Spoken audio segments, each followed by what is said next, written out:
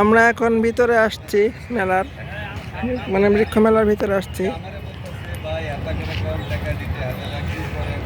আপনারা দেখতে পাচ্ছেন নানা রকমের ফুল।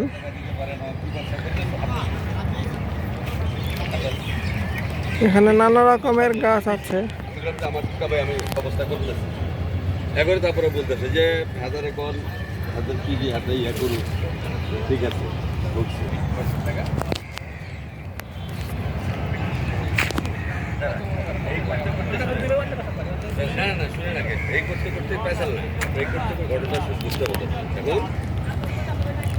এখানে নানা রকমের গাছ আছে। সব গাছ তো আমি চিনি না,